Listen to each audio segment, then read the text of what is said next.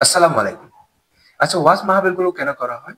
আমরা সবাই হয়তো বলব যে ওয়াজ মাহফিলগুলো করা হয় মানুষকে হেদায়েতের পথ দেখানোর জন্য, সমাজ পরিবর্তন করার জন্য তথা রাষ্ট্র পরিবর্তন করার জন্য, তাই তো?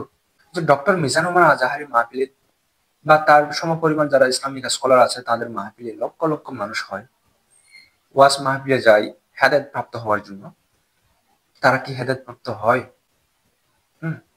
আমি একটা ইন্টারভিউ দেখলাম যে একজন প্রশ্ন করলো ডক্টর মিজানুর আজাহারির যে ওয়াজ মাহফিলে যে আপনি আসলেন, আচ্ছা বলেন তো কোন বিষয় নিয়ে তিনি ওয়াজ মাহফিল করেছেন? কোন বিষয়টি নিয়ে তিনি আলোচনা করেছেন? আপনি কি বলতে পারবেন? তাদের মধ্যে ম্যাক্সিমাম লোকই বলতে পারে নাই যে ডক্টর মিজানুর আজাহারি কোন বিষয় নিয়ে কথা বলেছিলেন। এখন হয়তো অনেকে বলবেন যে আমি কি ওয়াজ মাহফিলের বিরুদ্ধে বলতেছি? না ভাই, আমি ওয়াজ মাহফিলের পক্ষে। হুম, ওয়াজ মাহফিলের দরকার আছে।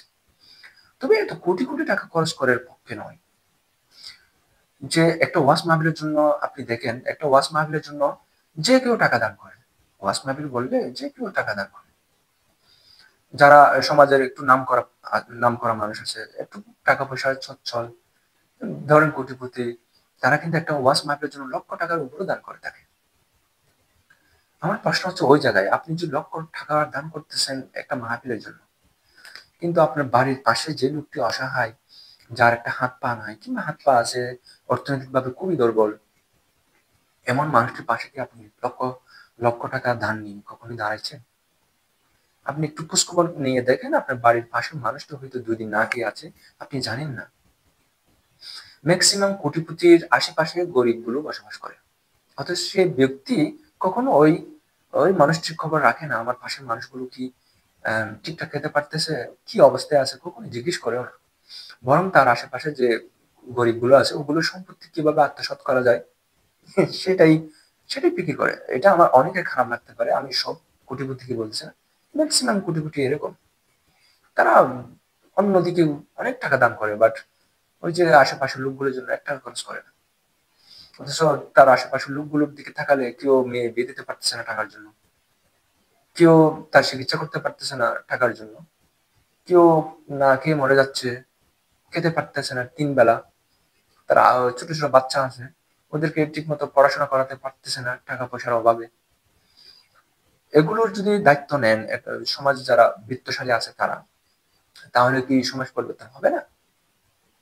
আমি তো মনে করি সমাজ পরিবর্তন হতে হয়তো ২-১ বছরের মধ্যে সম্ভব। যদি সবাই একসাথে আমরা এভাবে যদি একে অপরের পাশে যদি আমরা দাঁড়াই, সমাজ পরিবর্তন হবে একদম সহজ। ওয়াজ মাহফিলের দরকার আছে মানুষকে কিছু ইসলামিক বাণী শোনানোর জন্য, মানুষকে হেদায়েত প্রাপ্ত হওয়ার জন্য, পথ দেখানোর জন্য ওয়াজ মাহফিলের দরকার আছে। তবে এত না, এত কোটি, কোটি টাকা খরচ করে না।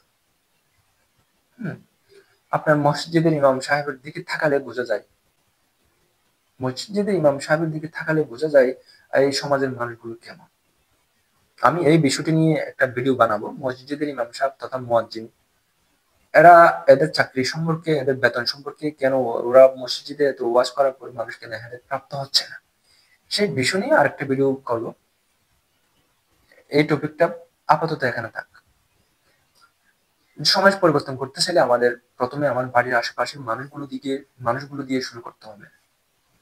ওয়াজ মাহফিলের মাধ্যমে কখনো সমাজ পরিবর্তন করা সম্ভব নয়। তবে হ্যাঁ, বাংলাদেশে ওয়াজ মাহফিল থাকবে এবং আজীবন থাকবে, কিয়ামত পর্যন্ত থাকবে, এটা আমি চাই। তবে একটা ওয়াজ মাহফিলের নামে এত কোটি কোটি টাকা নষ্ট করার পক্ষে আমি একদমই নয়। আপনারা কি মনে করেন? ওয়াজ মাহফিল এত টাকা খরচ করার কি দরকার? নিচে কমেন্ট করে জানাবেন। ধন্যবাদ।